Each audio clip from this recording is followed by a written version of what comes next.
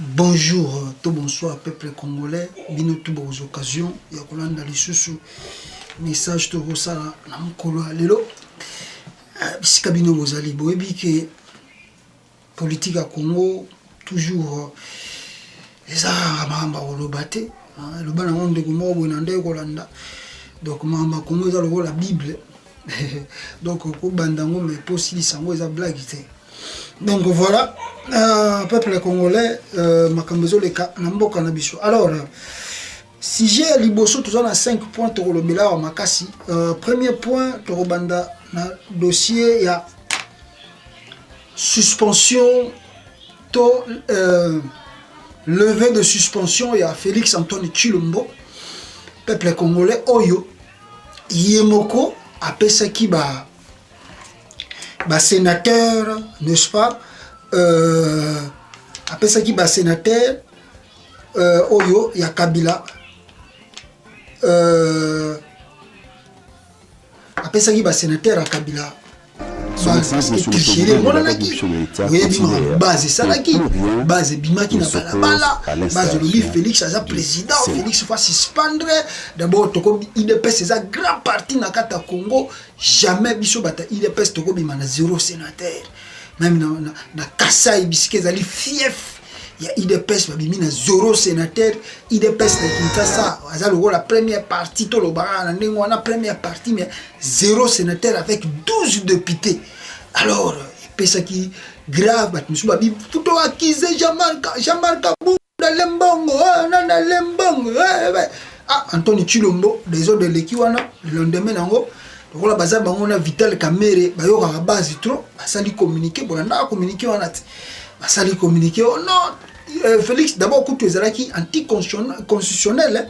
Félix basali mo communiquer mo comme qui est bango INC na IDPS babengisi réunion ya ba militant na bango na kati ya Union africaine bakende ko solo na bango soki ba solo na bango ndenge nini so ndenge nini le lendemain Félix a sali communiquer a sali réunion interinstitutionnelle plutôt o ba tutu ba monaki alobi non c'est suspendu parce que tu ko installer sénateur parce que fraude et salami makasi makambeleki trop et ça tourbe na kati mboka il faut tout ah, tout le monde a acclamé. Tout le monde a acclamé. Alors que maintenant, si Félix Antoine Tshilombo, en tout cas, continue à lire, je crois que la Kabylie a rejoint fin de Mikoleko. Même moi-même, la vidéo. La commission Antoine Tshilombo, la big mais Antoine Tshilombo va décision comment je la Kabylie. C'est que Mikoleko est la grave. Ah, peuple congolais. Tu vas dire la bichoua. Les karaté les qui n'ont pas 2 semaines et demie pour que bata Kabila pe bande ko revendiquer ba bunda qui na bango biloko wana bango ba biki to ko tia ba sénateur na biso na nko et to ta la bisika o nini Tshilombo ako longola bango ata kanambe yekuta lo bakada été po yende patron FCC ya lo bakate azakaka fu boyeba ezeleli ya Kabila ndenge nini ya salaka comment lui il agit.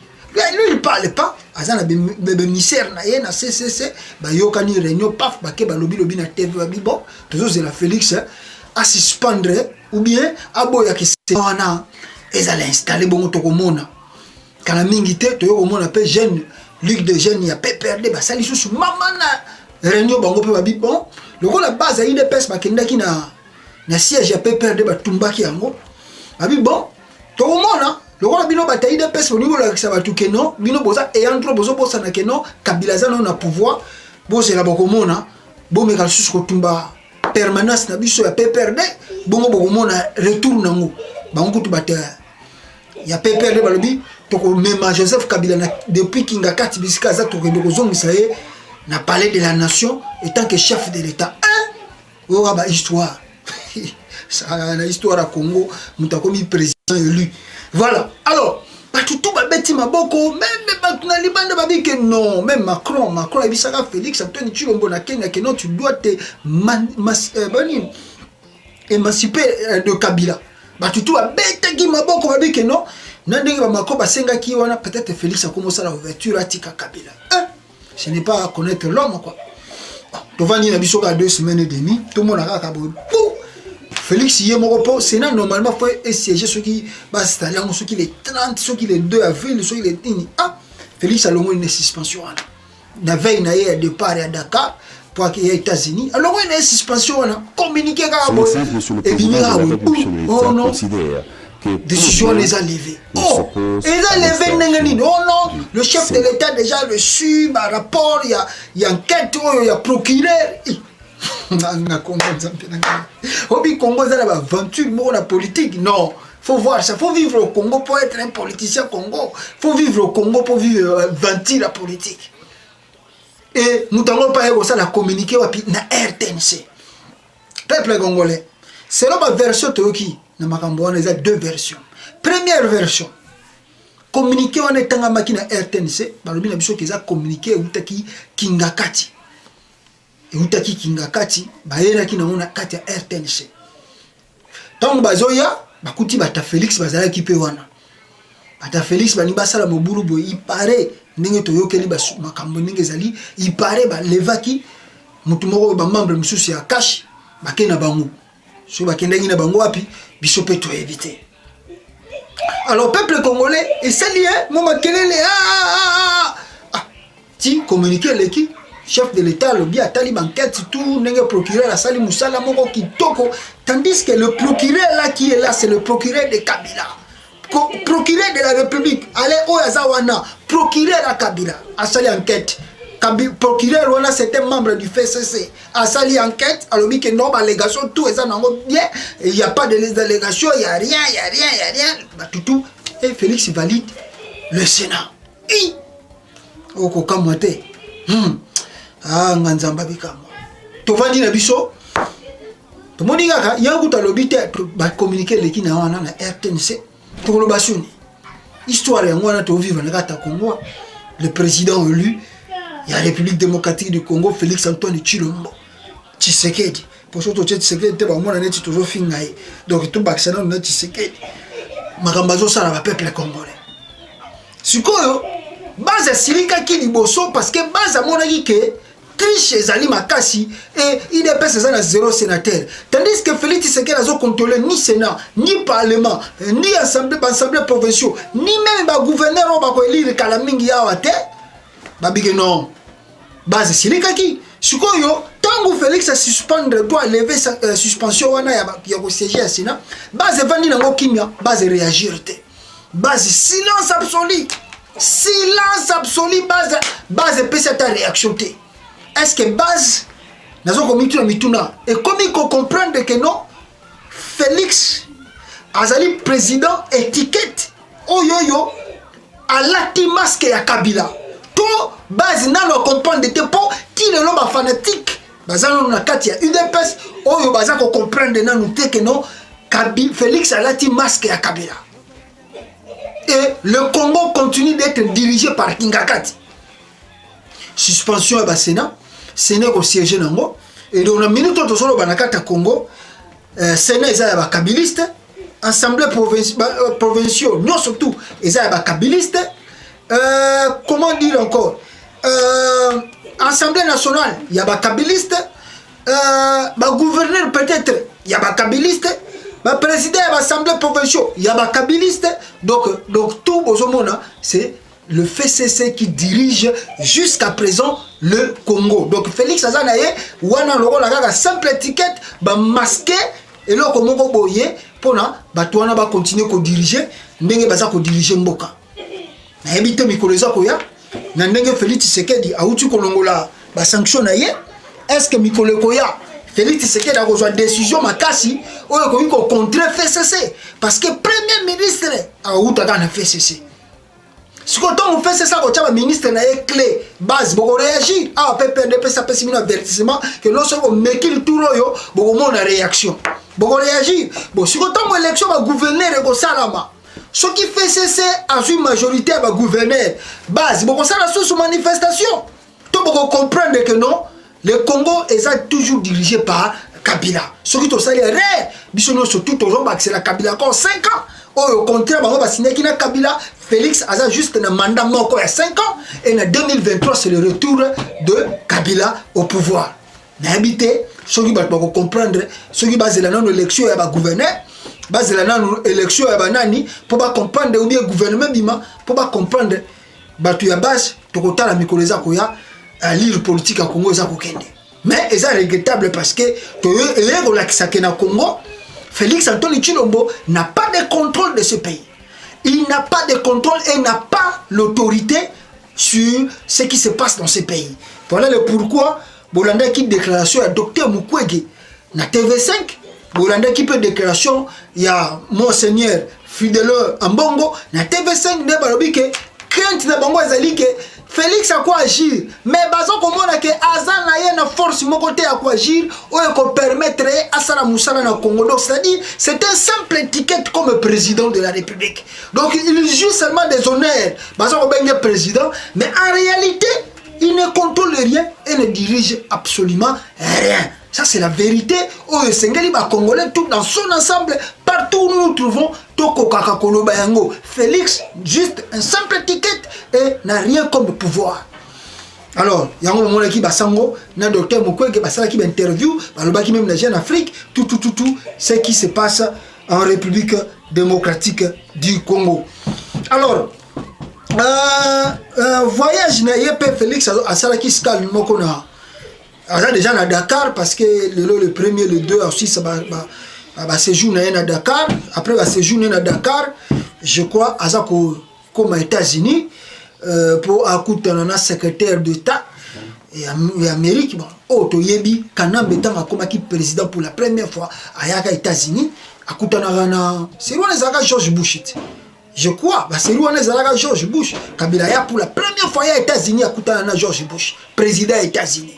Bon, tu as évité pourquoi Félix Tshisekedi le président élu, tandis que tout le monde, même Donald Trump, Azako Yamba, moi si opposant Moko ya Venezuela na Maison Blanche, mais comme il a tout la Félix Tshisekedi Bazo Yamba est un secrétaire d'État ou à Tali Marambu Affaires étrangères. C'est un signal pour nous relaxer que non.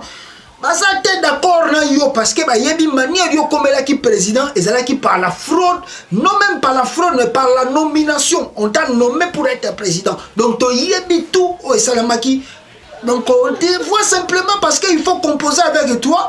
Total intérêt na biso to garder intérêt na biso na Congo. Donc on compose avec toi. Voilà le pourquoi to tikelio au kutana secrétaire d'État. Il y a des affaires étrangères. Dans ce jour, il y a aux États-Unis. Donc, je crois 3 jours à Kosala. Et puis, tout le monde, dans le voyage, il y a eu problème. Les alliés, a mis Neve Moko ya Paul Kagame. Oh, les Congolais, il y a une vérité. Félix Tshisekedi Antoine Tshilombo, il y a une photo de mobile. Il y a une photo a mis Neve ya Paul Kagame dans la délégation. Azali économiste, je crois, ce opérateur économique. Neve ya Kagame wana aza opérateur économique. Oh non, batumisusu na Facebook. Oh bino boyebi ete azali tuti congolais. Nanga Congo. Ah pepe boli bisanga quoi. Boli bisanga. Oh bataille de pes na bataliba. Oh bino boyebi ete azali tuti congolais. Azali tuti congolais. Bataille de pes lelo bandimi ke ba tuti congolais bazala na Congo. Les tout du Congolais existent au Congo. Bino boyebi histoire au Congo de début jusqu'à la fin. Et si bon est etini tout in Congo, etini tout in Congo. Bon regarde etini tout in tango ba azera surubero ba Congo. Ne bisika ba Congolais ba que non. Oh il y a aussi des tout Congolais. Ou bien il y avait aussi ou existait aussi des tout Congolais avant les azera surubero. Oh nana yeba makaba ba tuti nakata Congo. Nana yeba qui avait les tout Congolais. Le nom Félix a tient la carte de délégation Neve parce qu'on a bien que Neve ya Paul Kagame étant coopérateur économique à Congo. Boyi makamata ko sala na carte Rwanda kuna boyi bité. A tient la carte de délégation ba Congolais ba biono aza tout Congolais. Bino boyi biété aza opérateur économique bino bolingika bino balo ba Congolais boza ba jaloux. Tout Congolais. Tout Congolais. Bino mo bozo ko yeba te et skani bozo ko tchamboka na bino. Et bah risque ni bosa ko luka na mikolo ko ya pour na pouvoir ngo ya Félix Antoine Tshilombo. Tozo tala kaka. Bozo ye bateke Vital Kamerhe si toloba yango plusieurs fois. Pour les politiciens biso Congo, moko foko tala bango na musika po ba yokaka, on dirait ba yokaka ta bango te. Bayoka on dirait bayoka kate bayebi, mais on dirait bayebi te. Kamere c'est un Rwandais. Kamere c'est un Rwandais. Bon, beaucoup de binomoko ba politiciens Congo à chaque fois dialogue Kamere fois à la nabino, à chaque fois bonimbo ça les Congo Kamere fois à la nabino, vous subirez toujours des conséquences. Vous croyez que Kamere la carte maison on a président son il travaille pour Félix. Kamere travaille pour Félix. Kamere a travaillé pour le régime na bango, pour le système na bango za na kata Congo longwate. Kamere a pour Félix, il n'est pas là même pour les Congolais. Kamere est là pour leur système.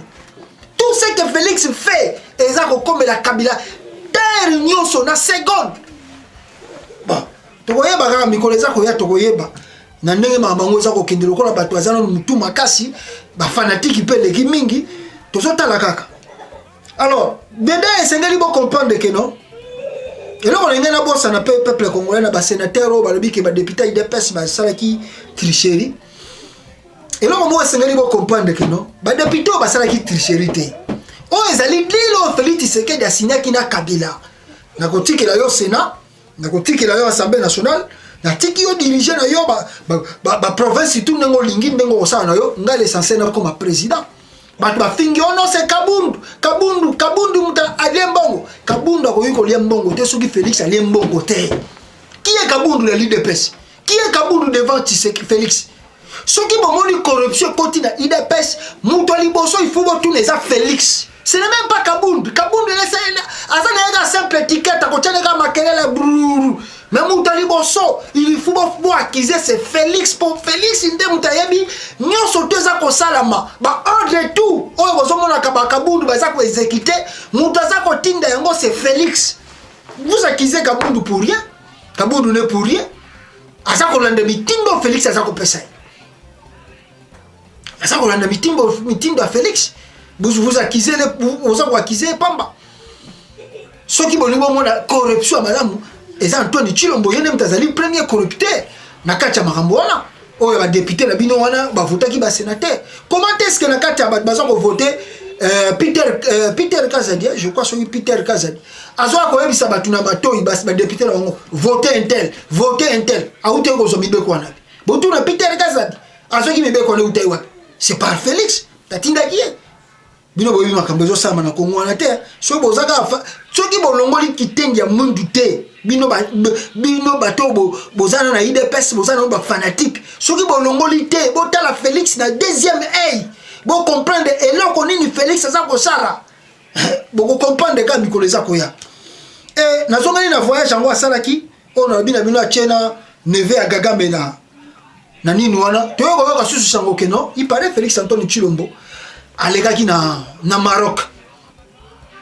Les gars na Maroc, on est jeune Afrique, m'ta révélé encore d'abord que tout journal lango ezana no ya kosomba po ezana no obi ezabbe au secret akendaki ba soins médicaux na Maroc mais ndinga ko batama bino mo ebi mal à l'aise ozo ki jour après taki serment na ye biso to yebi la suite te to ko commenter pour la santé na yete mais biso to lo baraka ke no tango za ko lia na diable zala na fourchette moulayi parce que oyebi te mu colonie ni mutu na ko betela yo shita sima. Félix Akende ko ba soin médicaux na Maroc. Qui connaît? Qui sait?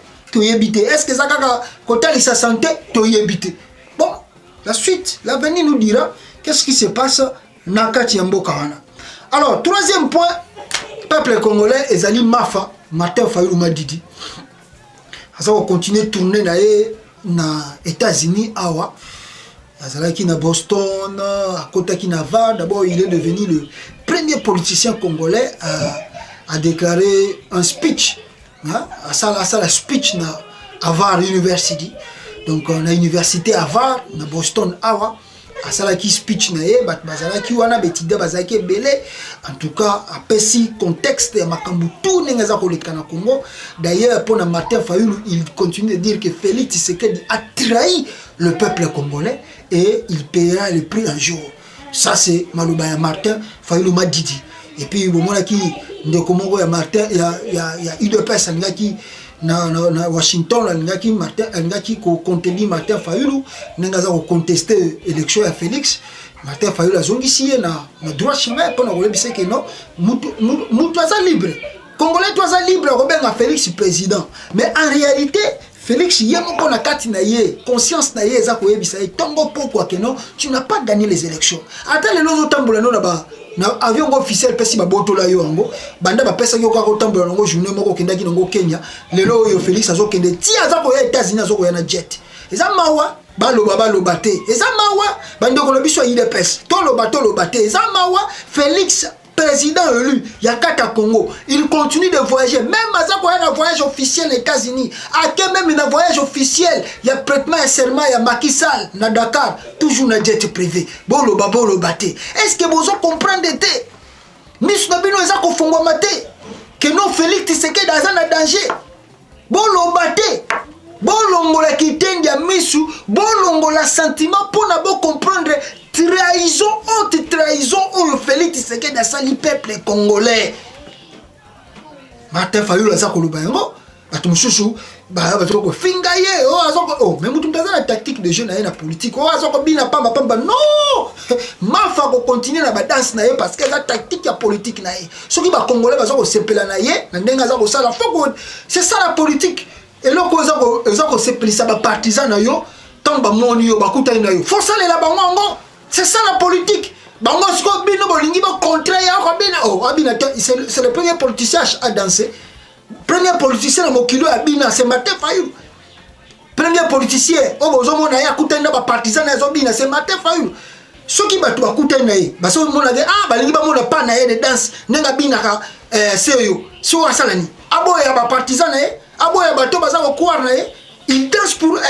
Et les bateaux sont ni bandako comme melango ba problème. Non, Martin Fayulu azako continuer tourner na ye, azalaki na var, azalaki na men, bomona ki plein na men, batu bayamba ki ye, batu bazako yamba ye et lelo azonga ki Washington akutana ki na système moko boye ya je crois ça na Washington le système international o explique ka réalité.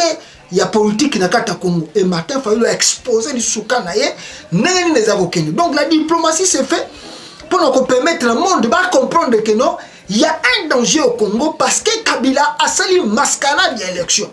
A sali mascarade d'élection comme il avait peur des Américains, comme il avait peur de la communauté internationale va intervenir dans le Congo, a sali semblait à Kobimisa et Félix Tshisekedi et comme ça il a continué à diriger Mboka Ningaza ko diriger. Bozo au monde ba plein na ye. Pour ça qu'on a makambaza ko sala et bato balobi que non ba kokutana na Félix awa na États-Unis ma falobi ya yaki ate pour kokutana mutu ya yaki apona makambo na ye aye ko sala na kati mboka oyo.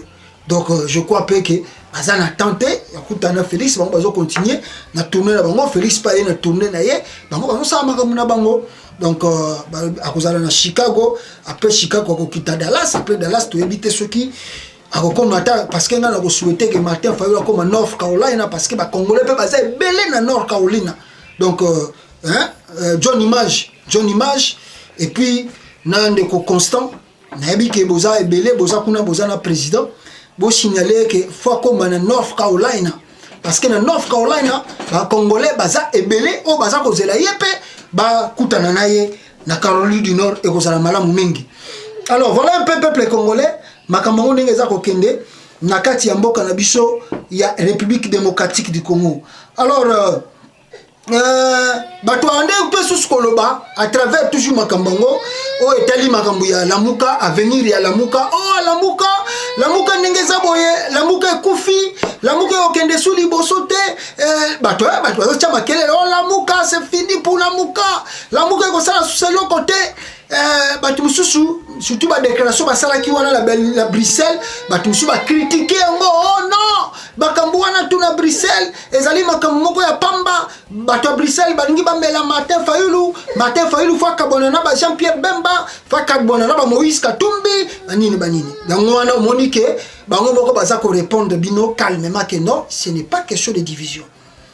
Bolanda ki Jean-Pierre Bemba très bien n'attend basala ki conférence de presse naï. Balobi bien que non basako transformer Lamuka comme ezalaki plateforme électorale et comme sikoyo plateforme politique. Sikoyo tant bako la plateforme politique nani akozala président, la question reste à poser. Mais souhait à Congolais, le qu'on a toujours Mafa, Azali la Moutou, Congolais, PCA pour le moment confiance. Alors, tout baza ko senga keno, Martin Fayulu azala toujours président, ya la Mouka na plateforme la bango bakosala. Mais il ne faut pas oublier, bato baza ko linga ba koti sa division 4 na bango, bolongo l'esprit wana pour la première fois bato baza ko loba keno, to moni ba Congolais après même élection, baza ko continuer ko za ensemble. Oh mbisa na mwisa kimi. Oh nani Freddy Matungula kimi. Boti kabiloba loba. Batu wana tout. Baza ko coopérer ensemble et bako sala musala ensemble. Ce qui est là mbisa na mwisi. Azu une décision aux zonga Congo. A zonga na ye Congo. Et ça te que non parce que il faut dire ma Félix pas zonga Congo jamais. Ce qui mbisa na mwisa ni na zonga Congo. A zonga Congo quand même muto ko empêcher a zonga azate. Moïse Katumbi sur le bile là zonga Congo a kozonga Congo parce que zamboka na ye azana tante ya kobonde la kao Félix salanga bo ponga na zonga Congo jamais bato wana so bazana posa bazonga mboka na bango kozonga mboka na bango contrairement ya bato baza ko soupçonna kaka ko tchaka ba maloba ya belé sangatina. Donc voilà un peu les choses comment cela c'est ça va évoluer la muka a carbonité et puis ba ko carbona na bango te à moins que le Congolais le kola balingaka batu bakabona pe basepela boye bakate ke diviser so boza ko diviser batu boza ko perdre et puis moye boza la fort exact quand vous êtes unis vous êtes fort donc la muka eza ko continuer na unité nango et puis bakosala o sengeli bango basala soki nkole koya na ndenge makambo eza koya poto yoki déjà décidé parti à Martin Fayulu babiki mikoleza koya bakobanda action de la rue soki bakobanda yango déjà alors to éviter la muka ndenge ko joindre babiloko wana pour le déclenchement et soulèvement populaire. Pour soulèvement populaire, et ça soulèvement populaire contre Félix. Pour Félix, Azana a la présidence à Pamba, Azana a une fonction sous Azana a un rôle à jouer dans le Congo. Et soulèvement populaire, Salama, et Zali pour la Kobengana Kabila, ou Azali ko se cacher derrière Félix. Tala le nom de Batapepe de Bazuma Kelele. Tala Batapepe de Bazako menacer IDPS. Tala le loba ta fait c'est baza ko le canate venir baza ko humilier cash or que batona tout mais la minute tozo blessu ba kombo na bango te mais le to yebite so na minute tozo lo baza ko se retrouver na bamboka nini mais tala ndenge nini to ko pesa bango su ba passa non ba continuer ko nyoko na ba congolais baza ko sala donc makambo za ko ya to yebite soulèvement nini populaire ko sala na mikolo ko ya peuple congolais voilà un peu les choses ndenge za ko ya na kati ya Congo et Congolais va se préparer nango. Voilà. Et là, monsieur Sengeli, Batouba Yeba, na loba ki ngomo mukie. Au moment où je vous parle, le Congo est dirigé na Kingakati. Congo est dirigé jusqu'à présent au moment où je vous parle à Kingakati. C'est bel et bien Joseph Kanambe, Hippolyte Kazembelembe, Mutuale, Mutu azali ko diriger Mboka. Nabo Matanabo Kita, c'est lui qui est encore le président. Mais il vous fait semblant, il y a un côté de Sarabino Félix. Il y a un autre exemple. Comment vous vous posez des questions? L'avion présidentiel est là. Ça fait 3 mois aujourd'hui que Félix Tshisekedi est président du Congo. 3 mois. Mais, Bazako, ça y est, avion présidentiel était. A Kangamika, on a cité l'Union africaine. Cité l'Union africaine, on a dit, quand militaire, les a pemben, wana. Makambezo Salamakuna, Makambezo Lekakuna, toyebite. Ndako wana soka za ba caméra cachée, soka za ba téléphone écoute to yebite. Toujours tala kaka, toujours lo bakaka, bato bazana mato ya ko comprendre pe ko yeba ya ko sosula, bo comprendre bo solola. Bo comprendre pe bo sosula. Félix Azan en danger parce que jusqu'à présent au moment où toza ko lobana bindo, c'est Hippolyte Kanambe o to bengaka Joseph Kabila azali ko diriger Congo. Yem baza ko diriger Mboka. C'est la majorité absolue. Bogolobane lisuni. Bogolobane susuni.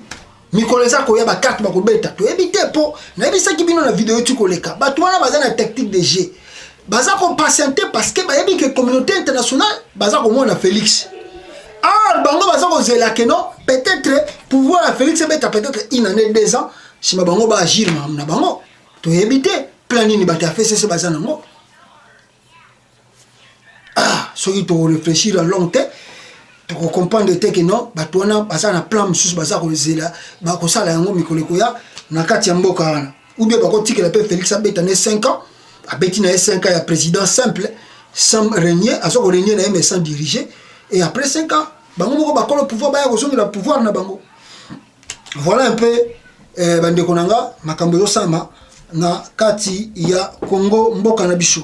Alors pendant comme presque na commune presque na suka bande konanga peuple congolais, oui que ba tout temps élection à Félix Antoine Tshilombo salami na Congo et belé ba congolais oh ba kumisaka il pèse ba tu ya Vital Kamerhe bazonga ki Congo.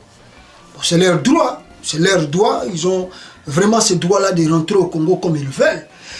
Mais le problème est que quand la diaspora rentre, diaspora face à la meneur de travail, que à la demandeur de travail na kata Congo.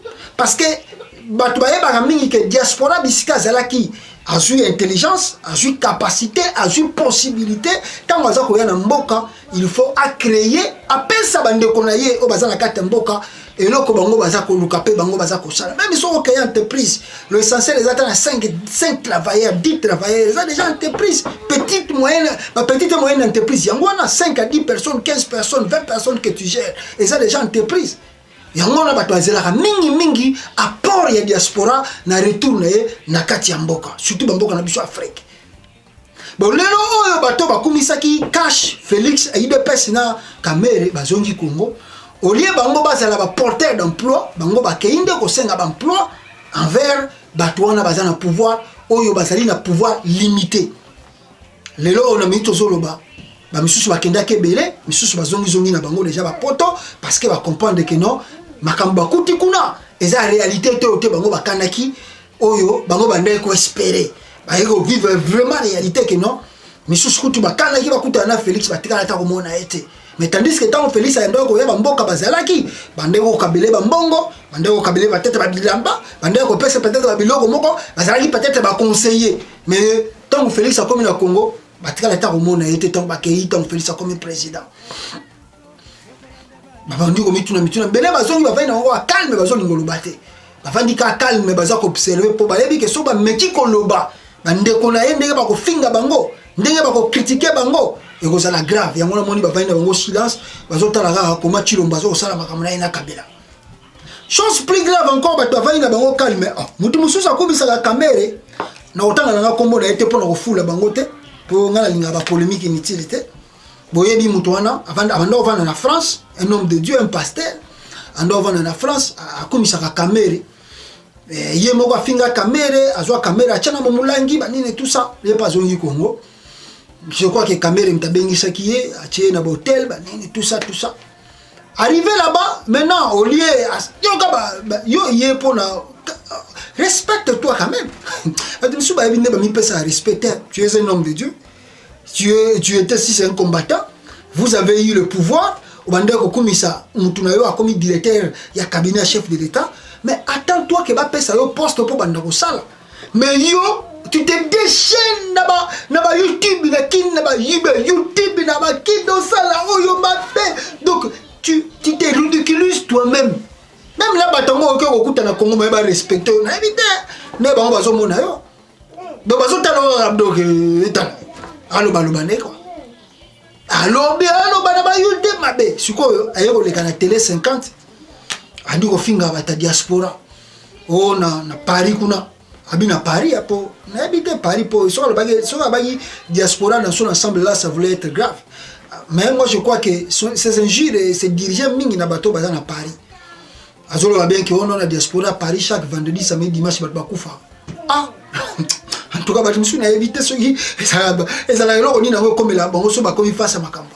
Oh bakufa mingi na weekend na Paris. Ah ndeko nanga vraiment manga mususu soki okomi bisika oyo ozokoluka makambo sala makambo na yo makamba batutika yo vandi na Paris au mona chaque vendredi samedi dimanche bazokufa et ba congolais bazana mbongo bazangi mbongo ko repatrier bibembe vraiment eza passe bon siko yo tango yo sala biloko na yo si ça moka yo kuna siko quand tu mélanges la diaspora eza lokola ozakolinga o critiquer diaspora tandis que bango moko na kata Congo wana bisiko zokoloba ba yebi apport ya diaspora. Si la diaspora ne pesait pas, comment la diaspora chaque année a kobimisa mbongo ou eza ko le quand même budget l'état. Mbongo na o diaspora tinda na Congo et utaka soki baza ba chômeur, soki bazanga bandako, Ceux qui bango bazana bango batu pamba, comment batu wana baza batu pamba chaque année batinaka plus de 9 milliards de dollars na Congo l'équipe de l'État. Et l'équipe de l'État, batu wana baza ba chômer, bazo mbongo. Batu wana baza batapasi, siko bazo mbongo wana batindaka na Congo utarabe. Ceux qui ont bandaki na yoko souffrir parce que to yebi ba vie mingi côté Europe kuna bataninga na mingi misalate. Ceux qui ont bandé ko salate, il faut pas mélanger tout le monde que bandé ko salate. Il y a des gens courageux dans l'Europe, ils ont des salaires, il y a de médecins, il y a de chauffeurs, de taxis, de bus, de conducteurs, il y a des blocs belé. Nakata Paris, ce sont des Congolais. Donc ceux qui ont position n'importe Simba quitté, il ne faut pas mélanger tout le monde. Et grave encore, tu commences à comme tout le monde veut mentir, il ment encore qu'il a étudié en France.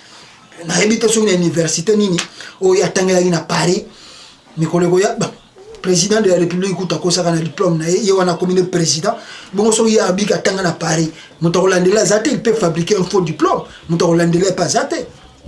Donc il faut pas injurer la diaspora sur boké kuna na Congo. Faites ce que vous faites là-bas, ce qui vous regarde, ce qui vous concerne, mais ne mélangez pas les gens dans vos bêtises là-bas. La diaspora bosse. Surtout sur au bout des États-Unis, tout n'a pas pour aux autres citer peut-être au combat mboko. Mais tout le monde au bazar Europe, aux États-Unis, qu'est-ce que la diaspora des États-Unis? Comment les gens bossent ici?